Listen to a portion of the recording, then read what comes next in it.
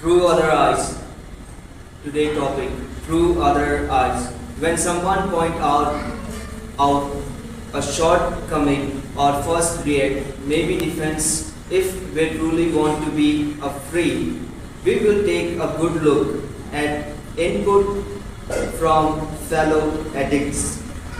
At some points in our recovery, we can necessarily the way other do. We are probably neither as bad, as good, as beautiful, or as ugly as we think we are, but too close to ourselves to really tell for sure that we are friends in the program.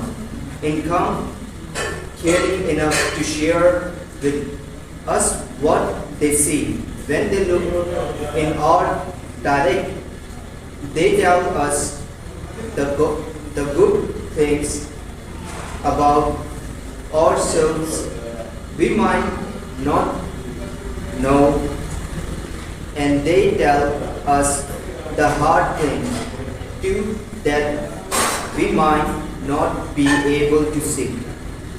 We may react defensively to such help, and in some cases just show. However, even malicious remarks about our response shortcoming can shed light on aspect of our recovery that we cannot see ourselves.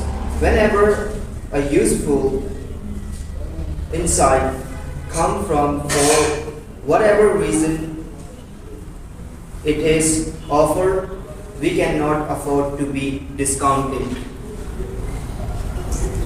We do not need to wait for others to responsibly offer their insight when we spend time with our sponsor or other NA members. We trust we can make a first move and ask them to tell us what they see about particular areas of our lives to which we are blind. We want a broader version of our life than just our own. We can have that vision by seeing ourselves through the eyes of others. Just for today, I seek to see myself as I truly I am. I will listen to what others say about me and myself through their eyes. हमारा topic है आज का दोस्तों, दूसरों की नजर से headline है हमारी, जब कोई हमारी किसी एक कमी को दिखाता है तो हमारी पहली प्रतिक्रिया क्या होती है? शायद अपने आप को बचाने की होगी। अगर हम सचमुच मुक्त होना चाहते हैं तो हम साथी एडिक्टों की बात पर ध्यान देंगे। दोस्तों, जब कोई व्यक्ति अपना अनुभव शेयर कर रहा होता है तो हम उनकी बातों पर ध्यान नहीं देते हैं। ये एक ऐसी चीज है जो हमारे को ना देखने नहीं देती है।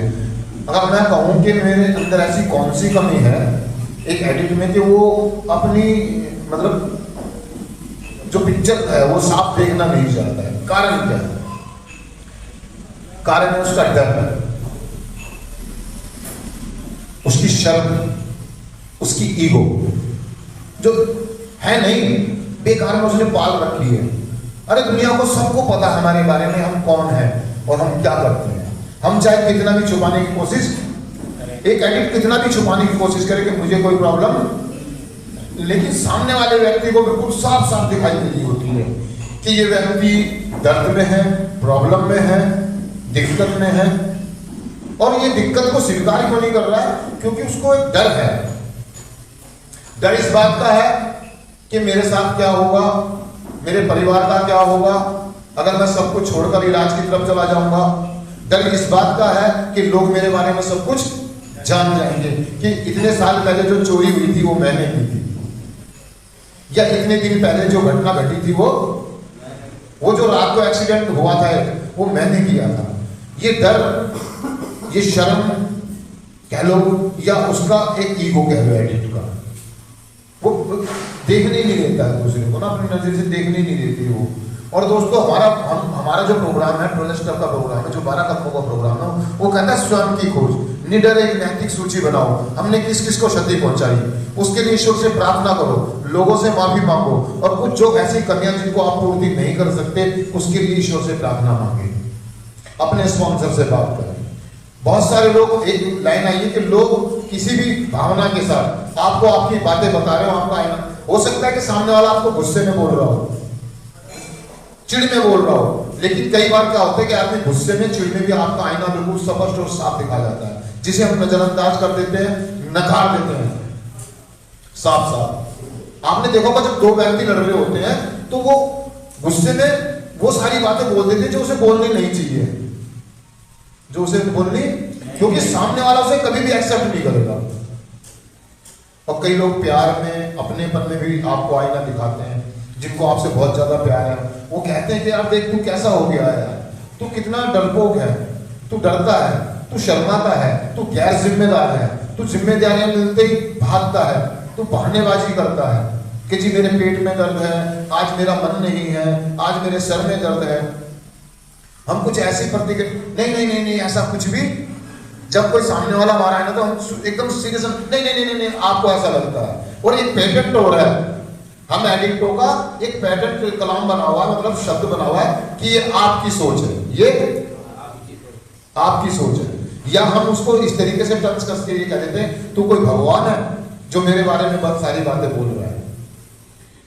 ये जो हमारे शब्द होते हैं कि आपकी सोच है, ऐसा कुछ भी नहीं है, आप क्या भगवान है, अंतर्यामी है, इसका मतलब हम नकार रहे हैं, बचाव कर रहे हैं, सेल्फ डिफेंस कर रहे हैं। इस तरह के शब्दों का हम चुनाव करते हैं और इस तरह की बातें हम, जिससे सामने वाला व्यक्ति हमसे नाराज हो जाता है और वो हमारी तरफ ध्यान देना बंद कर देता है। दोस्तों इस बात को आप गॉड ग्रेस माने या ईश्वर की कृपा माने कि आपकी तरफ कोई व्यक्ति देख रहा है, आपकी एक्टिविटी को नोट कर रहा है, आपसे बात कर रहा है, आपको बता रहा है, आपका आईना दिखा रहा है, आपसे कन्वर्सेशन के माध्यम से, आपके शेयरिंग के माध्यम से, ये ईश्वरीय कृपा है। लेकिन बहुत सारे लोग हैं दोस्तों, देखो ना इस दुनिया में घूम रहे हैं यार, उनको कोई पूछने वाला नहीं है, उनको देखने वाला नहीं है, उनके बारे में बताने वाला नहीं है। और दोस्तों बहुत बड़ी बात हमारी लाइफ में ये कि आपको नहीं मालूम कि आपके अंदर क्या क्या गुण है, आपके क्या क्या गुड पॉइंट है। आप में वर्क पॉइंट है तो गुड पॉइंट भी है आपके अंदर, आपके गुड पॉइंट कौन बताएगा? हम अपने गुड पॉइंट और वर्क पॉइंट इसलिए नहीं देख पाते कि हम अंदर से बहुत आत्मज्ञानी होते हैं। हमारा संपर्क अपने आप से छूटा हुआ होता है नशे की वजह से, हमारी एडिक्शन की वजह से। सही में हम अपने गुड पॉइंट और वर्क पॉइंटों को देख नहीं पाते हैं, पहचान नहीं पाते हैं। सामने वाला व्यक्ति आके हमें बताता है कि यार आप तो बहुत अच्छा क्रिकेट खेलते हैं, आप तो बहुत अच्छा गा लेते हैं, आप तो बहुत अच्छा लिख लेते हैं, आपकी तो राइटिंग बहुत बढ़िया है ना, आपको तो बोलने का तरीका है ना। ऐसी कुछ चीजें जो हमारा सामने वाला व्यक्ति नोट कर रहा होता है, हम उससे जाकर पूछें कि भैया आप मेरे को बताओ, मेरे बारे में, मेरी खूबियों के बारे में बताओ और मेरी कमियों के बारे में बताओ। लेकिन हम ऐसा नहीं करते, हमें शर्म आती है, हमें झिझक होती है, हमारे अंदर ओपननेस की कमी होती है, खुलेपन की कमी होती है, यानी कि एक्सेप्टेंस की कमी। हम इस कमी को दूर करने के लिए एक नजरिया नया बनाते हैं, हमें उस नजरिए की जरूरत है जिसको मैं अपने आप को अच्छे से देख सकूं, एक्सेप्ट कर सकूं, स्वीकार कर सकूं। और मैं ये नजरिया अगर पाऊंगा कहां से? पहनने से, 12 कदमों के द्वारा, फेलोशिप के द्वारा, अपने सीनियरों की मदद के द्वारा। तो हमें एक स्पॉन्सर चुनना होता है, एक सीनियर मेंबर के साथ हमें बात करनी होती है, उसके साथ तालमेल में बिठाना होता है और सही सही में उसको कहना होता है, उसके आगे प्रार्थना करके कि कृपया करके आप मेरे बारे में मुझे बताएं, क्योंकि मुझसे ज्यादा मेरे बारे में दूसरे लोग जानते हैं, मुझे इस बात को समझना चाहिए। वैसे तो अगर नेगेटिव के बारे में कहूँ तो मुझसे ज्यादा मुझे कोई नहीं जानता कि मैं कितना गंदा आदमी हूँ, लेकिन जब कोई सामने वाला मुझे दिखाए तो मुझे प्रॉब्लम हो जाती है। हमारा पहला कदम यही तो कर रहा है कि मैंने स्वीकार किया कि मैं नशे के आगे शक्तिहीन हूं। मैं इस बात को स्वीकार करता हूं, मैं बहुत ज्यादा लालची हूं, मैं बहुत ज्यादा कंजूस हूं, मैं बहुत ज्यादा चिड़चिड़ा आदमी हूं, मैं दूसरों को देख करके खुश नहीं होता हूं, मुझे प्रॉब्लम होती है। और यही कोई बात जब सामने वाला हमें कहे तो हमें प्रॉब्लम होती है कि हाँ मैं नशेबाज हूं, मैंने नशे के लिए झूठ बोला, मैंने बेईमानियां की, मैंने लड़ाई झगड़े किए, मैंने लोगों को तंग करा। और यही कोई बात जब सामने वाला हमें कहे कि आप नशेबाज हैं, आपने झूठ बोला, आप बेईमान हैं, आप लालची हैं, तो हमें प्रॉब्लम होती है। हम कहते हैं कि तुझे कैसे पता, तू कोई भगवान है, तू कोई देखने आया था मुझे, तू क्या मुझे जान, मतलब इस तरह की हम रिएक्ट करते हैं। क्या करते हैं? उसको नकार देते हैं। तो दोस्तों दोहरा गेम नहीं चलेगा। दोहरा गेम, हम दोहरी गेम खेलते हैं, एडिक्ट दोहरा गेम खेलता है, दो तरीके से चलता है। तो जब खुद बात करते शेरी में बड़े प्यार से कहा, हाँ दोस्तों मैंने उसको मारा, उससे लड़ाई झगड़ा किया, अकेले में बैठ के आप अपने को मैंने इतनी बार जेल गया हूँ, मैंने ऐसे ऐसे कर दिया। और जब आपको शेयरिंग करने के बारे में कहे, मैं तो कभी कभी पीता था, थोड़ी थोड़ी पीता था, है ना। और 4 यार दोस्तों में आप कहते मैं डेली 2 बोतल पीता था, मैं इतना लंबा बंदूक लेके घूमता था, मैं ऐसा था, मेरी 10 गाड़ियां। और जब आपसे कोई पैसे मांगने की बात कर दे, मदद की बात कर दे, मेरे पास कहाँ है, मैं तो खुद मतलब ये दोहरी गेम खेलता है कैंडी। समझ रहे हो मेरी बात को? यार दूसरों के नजरिए से देखो, दूसरे के दृष्टिकोण से अपने आप को देखो। जिस तरीके से आप सामने वाले को देखते हैं, कोई सामने वाला भी आपको, और जिस दिन हम इस फेलोशिप को एक्सेप्ट कर लेते हैं, इसको अपना आईना मान लेते हैं, इसको अपना हमराज मान लेते हैं, हम सफर मान लेते हैं, अपना भगवान मान लेते हैं, हमारे मुक्ति के दरवाजे। और कहते हैं कि जब हमारा समूह, हमारा गुरु हमारे बारे में कोई प्रतिक्रिया जाहिर करता है तो कभी गलत नहीं होती है, वो ईश्वर की आवाज होती है। हम ईश्वर की आवाज को नकारने की कोशिश करते हैं, भगवान की आवाज को। यार 4 आदमी मिलकर के, आपके परिवार के, आपकी मम्मी, आपके पापा, आपका भाई, आपकी बीवी, आपके बच्चे आपको बार बार चिल्ला के कह रहे हैं कि आप गलत हैं, आप गलत हैं, और आप लट लेके बैठे हुए हैं कि नहीं मैं सही हूं, अगर तू सही हो जाए तो मैं सही हूं। ऐसा नहीं होता यार, ऐसा ये आप नकार रहे हैं, बचाव कर रहे हैं। और सही में एक एडिक्ट की सबसे जो पहली प्रतिक्रिया होती है जब कोई आईना दिखाने आता है, नहीं नहीं नहीं ऐसा कुछ भी। तो दोस्तों स्वीकार करें, आपको एक नजरिए की जरूरत है, एक नए नजरिए की जरूरत है, जो आपको खुद की नजरों से नहीं मिलने वाला। दूसरों की मदद के द्वारा, दूसरों के नजरिए के द्वारा, दूसरों के दृष्टिकोण के द्वारा आपको एक नया नजरिया मिलेगा, जिसके अंदर आपको एक सुंदर जीवन दिखाई देगा। थैंक यू दोस्तों, शुक्रिया।